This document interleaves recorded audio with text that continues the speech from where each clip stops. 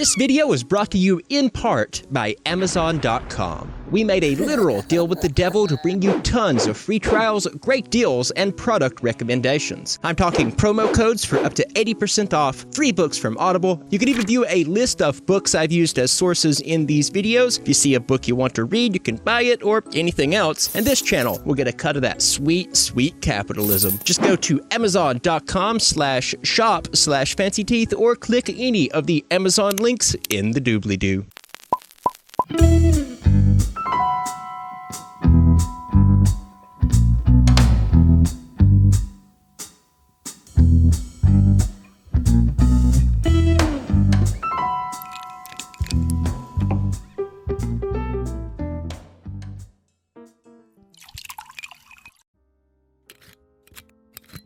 It was a dark night.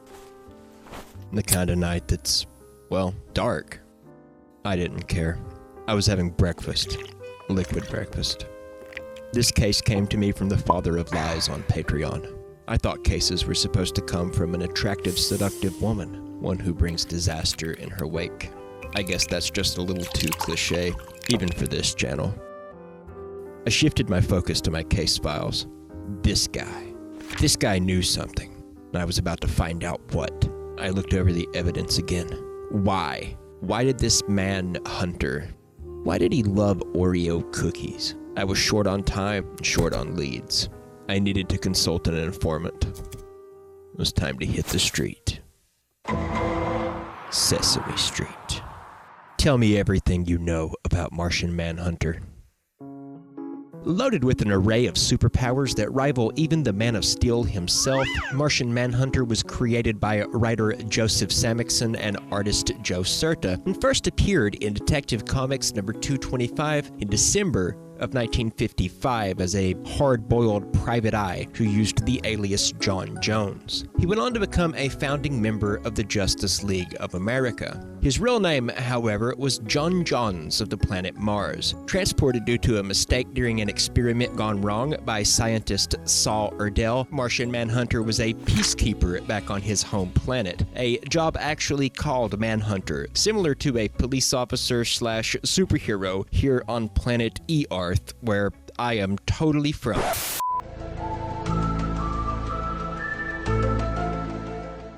Erdel had created what he thought would be a communication device, but unfortunately for Martian Manhunter, it ended up functioning as a teleporter, and to make matters worse, the shock of Manhunter's sudden appearance gave the scientist a massive heart attack. He couldn't get the machine to work again, and so he was trapped on this primitive, tiny blue-green abomination.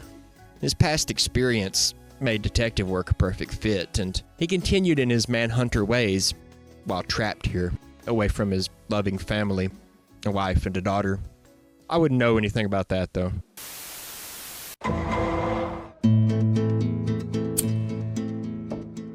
You were a lot easier to track down this time. I knew you were a monster, but Jesus, I never took you for a killer. Why did you do it? Why kill all those people? For this cookie! Nom nom nom nom. Oh, nom nom nom nom nom. Well, I hope it was worth it. It's the last cookie you're gonna see for a long time. Unless, look at that. Just happens to be some cookies right here. Why cookies there and not here? I'm looking for Martian Manhunter. Can you tell me, when was the first time he tried Oreo cookies? That's the silliest question you ever hear. So you don't know.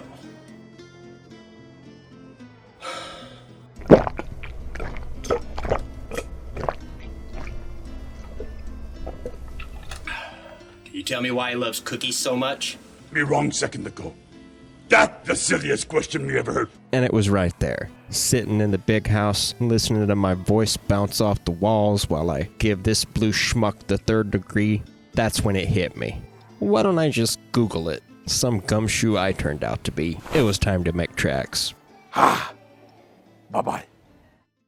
Like all comic book heroes, Martian Manhunter has had his origin story rebooted and retold over the years. Going over his entire history isn't really within the scope of this video. Suffice it to say, it's changed.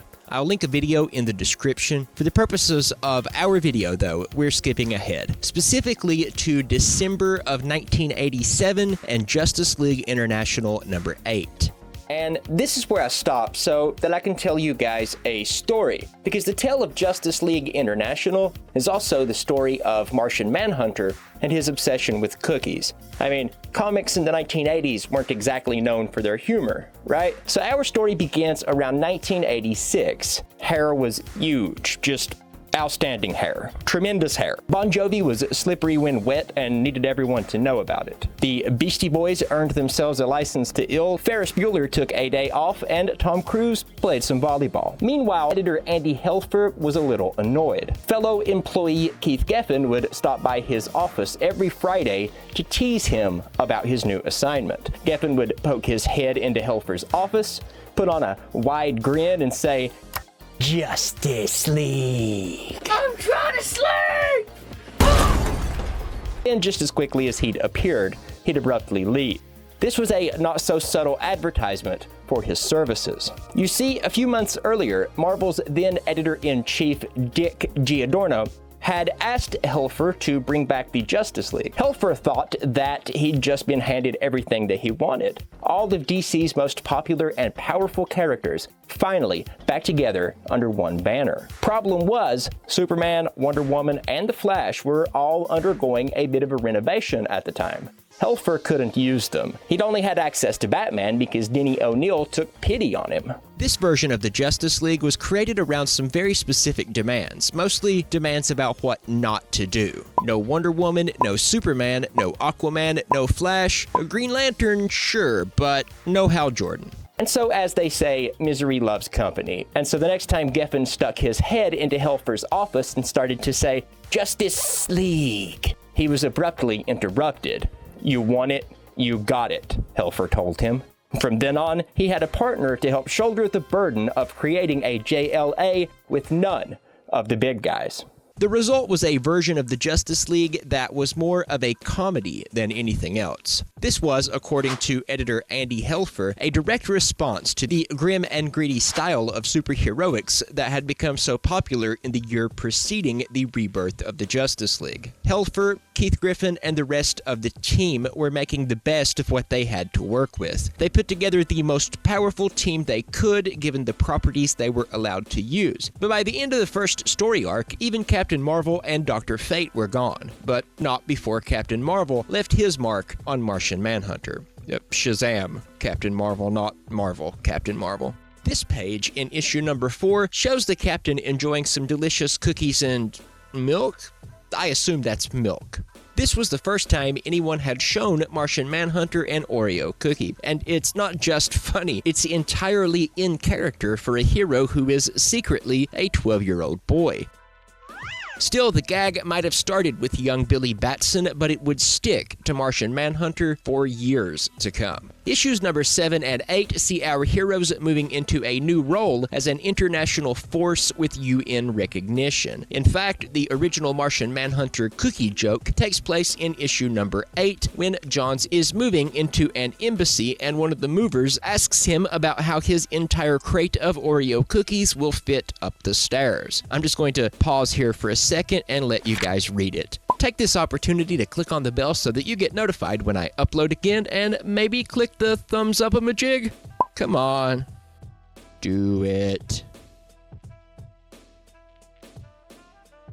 And so that's the story. In one little series, DC expanded the influence of its superheroes in their universe beyond just the United States, showed fans what heroes were like when they removed their masks and let down their role model personas, injected more comedy into a genre that was, at the time, all about that dark and gritty vibe, and created one of the longest-running gags in comic book history. If you'd like to learn more, then please check the list of sources in the description.